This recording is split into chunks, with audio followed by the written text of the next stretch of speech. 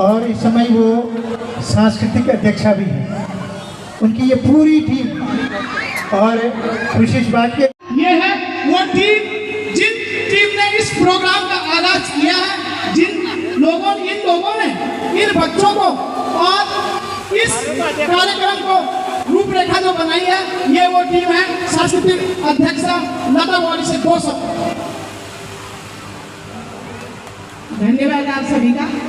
आज का जो कार्यक्रम हमने रखा गया है उसी में किस प्रकार के बाहर का कोई भी कलाकार नहीं है, हम अपने ही बीच में से महिलाओं और बच्चों को और पुरुषों को हमने लिया है।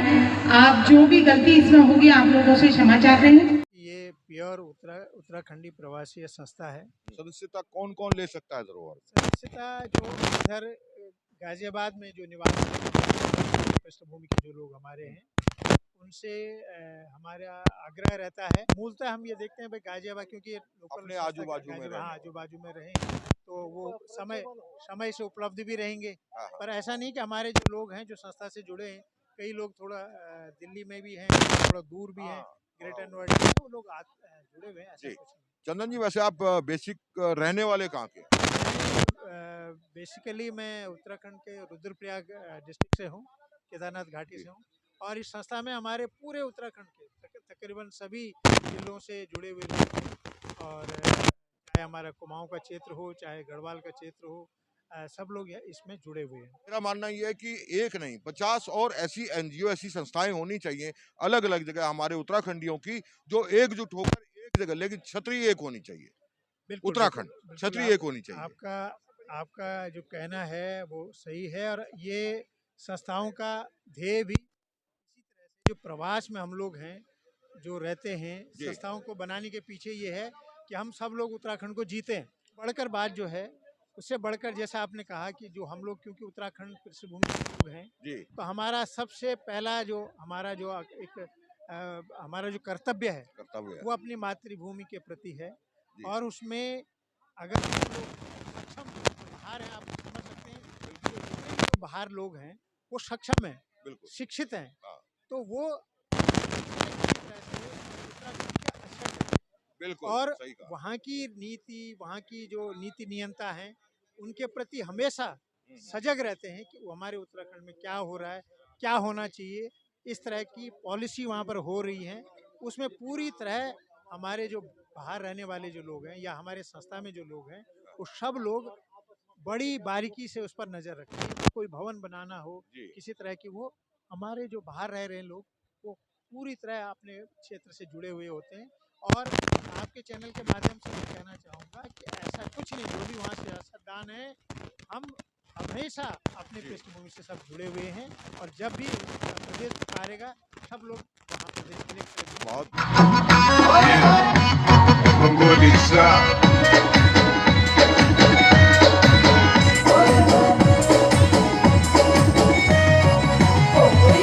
कपाले की पिंडली कर कपाले की पिंडली कर गले में कसूता कर कनू का झूमे का तेरे मखमल में कजूता। आपका पूरा नाम क्या है दिनेश जी? मेरा नाम दिनेश मोहन घिल्डियाल। आप रहने वाला क्या जगह का था? मैं श्रीनगर का पास कुछ हूँ, अट्टी चलन से उनको। अच्छा, आप फिलहाल अभी वर्तमान में कहाँ रहना था? इंदिरापुरम में। आप एक ये मुझे संरक्षक मंडल में था? मैं अच्छा, तो आप जो है कितने टाइम से संस्था से जुड़े हुए? शुरुआत उत्तराखंड का बात जाना साल में 3-4-5 चक्कर लग रहे। बहुत बड़ी अच्छी, कम से कम अगर आप बुजुर्ग लोग जब गाँव में जाला तो चाहे सी बात बच्चा भी हुए उनका देखी के धीरे धीरे करके अगले वक्त जाने की कोशिश करना। मैं चाहता हूँ कि आप जो है, आप जैसे बुजुर्ग लोग अपने जो पहाड़ के लोगों को एकत्र करके उस पहाड़ के लिए सोचे, जो पहाड़ आप लोगों ने बनाया था और हम लोगों को दिया था, और कल अगर हम उसको बचा पाएंगे तो उस पहाड़ को आने वाले पीढ़ी को सौंप पाएंगे। तो आपका इसमें क्या कहना है? हम पूरी समर्थन है आपकी बात पर। हाँ जी। और हम यही चाहना कि हमारी पीढ़ी का पता लगो कि हम क्या क्या परिस्थिति हमारा यहाँ क्या परिस्थिति हमारा यार, क्या परिस्थिति हम जेल उठता हूँ वहाँ को भी हम जाना रहना सब उनका बताना रहना। फिर कभी मैं आपने दोबारा मुलाकात कलवे का बारामा, ये पहाड़ का बारामा, अपनी छाती और माटी का बारामा।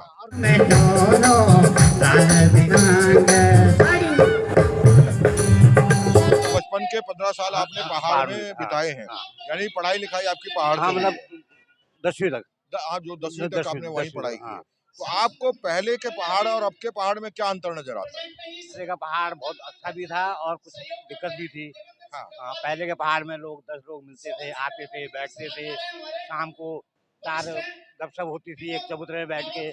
आज वो माहौल है नहीं अब। हाँ, राज्य सही बना है तो अब छोटा राज्य हो गया, विकास हो रहा है, घर घर बिजली है, पानी है, ठीक हुई है। कहीं कहीं नहीं भी हुई होगी, वो आप कह नहीं सकते, बाकी व्यवस्था ठीक हुई है। आपने अभी पिछले 2-3 सालों में शायद उत्तराखंड की बहुत सी बातें आई है सामने, जैसे कि भ्रष्टाचार के केस और बैकडोर एंट्रियां जो हैं, राजस्थान के लोगों को जो है ऋषिकेश एम्स में रखा गया। तो क्या ये अन्याय नहीं है हमारे पहाड़ियों के? बिल्कुल अन्याय है, क्यों नहीं है।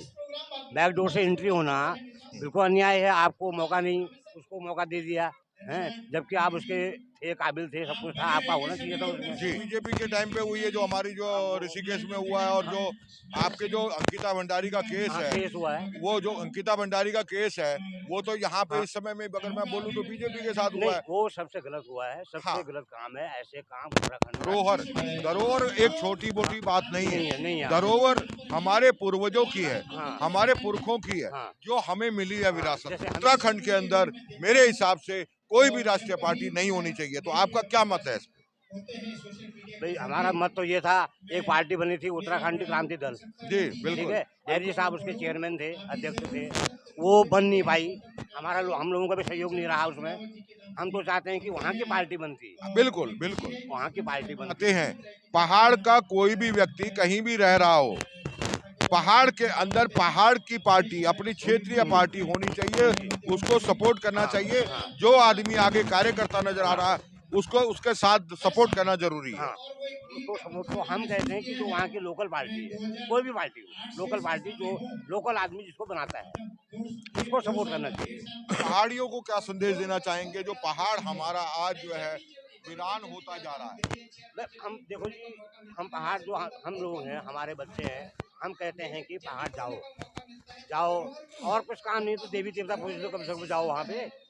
ऐसे जाओगे, जान पहचान होगी, सब पता लगेगा कि भाई हमारा कल्चर क्या है, हमारे दादा दादी नाना नानी कैसे कल्चर में रहते थे। जी देखोगे तो पता लगेगा, और वो कल्चर अच्छा है।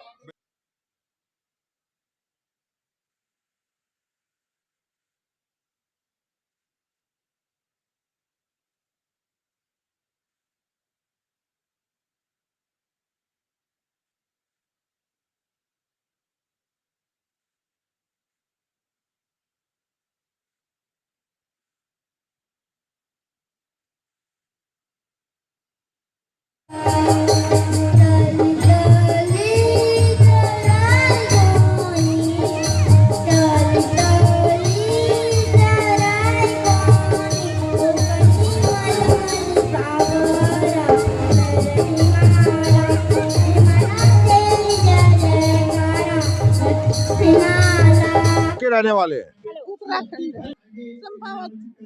चंपावत से। तो हम 8-10 साल। अच्छा, आप कहाँ से हैं? चमोली गढ़वाल से। आप कितने टाइम से दिल्ली में रह रहे हैं? मुझे यहाँ पे 21 साल हो गए। पहले और अब के उत्तराखंड में क्या अंतर नजर आता है? पहले वहाँ ज्यादा लोग रहते थे, अच्छी सी बस्ती थी। अब सब लोग वहाँ छोड़ के इधर आ रहे हैं, जबकि नहीं आना चाहिए। आपको जो अंकिता भंडारी का केस सुना आपने, अंकिता भंडारी का केस, तो आपको क्या लगा? हमारे पहाड़ में क्या हमारे बच्चे सुरक्षित हैं? नहीं है। उत्तराखंड कौन सी जगह से हैं? पौड़ी गढ़वाल का हूँ। पौड़ी गढ़वाल, मुझे आप क्या जगह बेटी?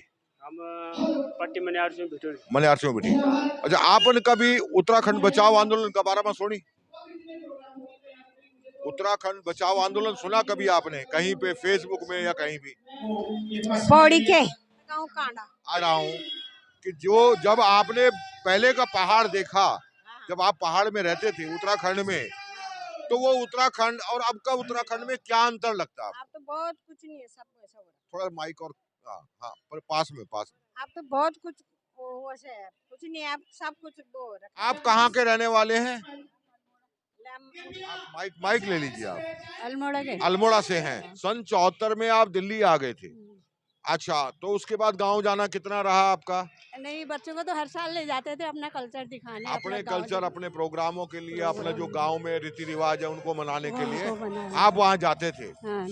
लेकिन आप, अगर मैं बोलूं 2000 जब हमारा राज्य बना, उत्तराखंड राज्य बनने के बाद और अब में क्या अंतर नजर आता है? अभी कोई खास उतना अंतर तो नहीं है, इतना विकास तो नहीं किस हुआ तरीके का अंतर नहीं है? हाँ, किस तरीके से अंतर नहीं है? कोई खास नहीं होता। मतलब विकास नहीं हुआ या फिर तो विकास हुआ है, खाली रोड आई है उत्तरांचल, वहाँ रोड आई है। हाँ। अल्मोड़े में उतना खास कोई वो नहीं है, अभी नौकरी वोकरी कुछ ही नहीं है एक बच्चों की। अच्छा, मतलब वैसे ही की वैसे ही है। हाँ। अच्छा, लेकिन लोग कैसे हैं? लोग पहले के बदल गए अब और पहले में? पहले के लोग तो उनके तो कुछ कहना नहीं पहले है के भाई। लोग जो है एक साथ इकट्ठे हो जाते एकता थी थे। उनकी, अब लेकिन- इतनी एकता कम होगी, अब बढ़ रही है नए पीढ़ी में।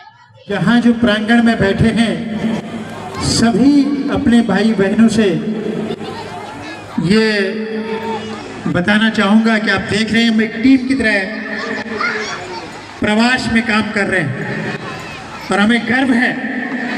आप सभी को गर्व होना चाहिए अपनी पहचान पर, अपनी उत्तराखंडियत पर। आपको क्या लगता है पहाड़ बर्बाद होने का कारण क्या लगता है आपको? हाँ, जहां तक देखा जाए शिक्षा, स्वास्थ्य और रोजगार तो है ही नहीं वहां पे। हाँ, शिक्षा भी पहले वाली नहीं रही, और स्वास्थ्य की तो हालत ही खराब थी पहले से ही। यहाँ पर एक अनुभूति हुई, अपना घर जैसा उसे महसूस हुआ होगा यहाँ और हम चाहते हैं कि जितने भी यहाँ पर हमारे परिवार के जो लोग बैठे हैं वो ऐसा महसूस करें कि हम, क्योंकि हमारी संस्था का नाम ही धरोहर परिवार है,